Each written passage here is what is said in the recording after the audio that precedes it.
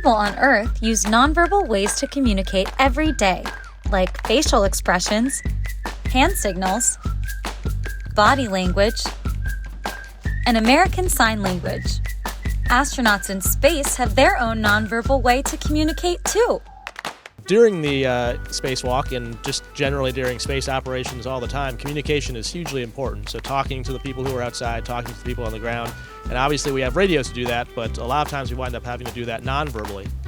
Hold on, stop.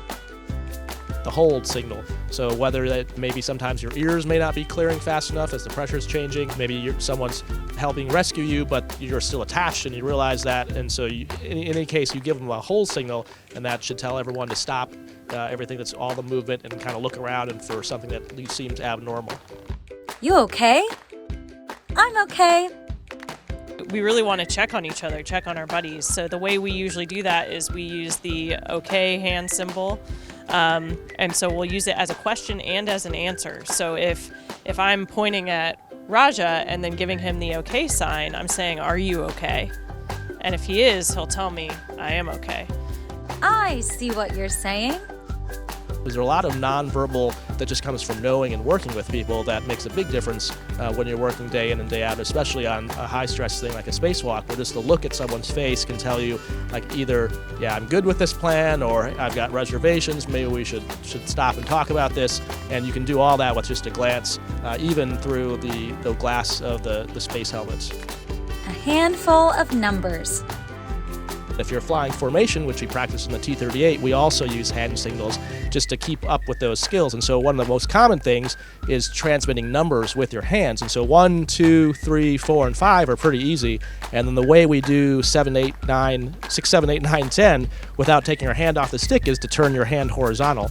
And so you can do the same thing with air pressure. So for example, if I had a problem with my suit and she was trying to tell me, what is your oxygen pressure, and I couldn't talk because I had a communications problem, I could still tell Kayla, I could tell her a 1, and then this would tell her 1 and 6. And then, I could do a combination of those numbers to transmit to her non-verbally what the state of any of my values on my suit, whether it's suit pressure, water pressure, temperature, all the different numerical values. We can use hand signals for that. Maybe we could demonstrate a few for each other and see if we can tell what the other person's hand signals are.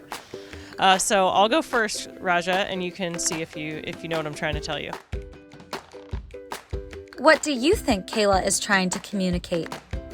Is she telling Raja she can't hear? That he needs to clean his helmet visor?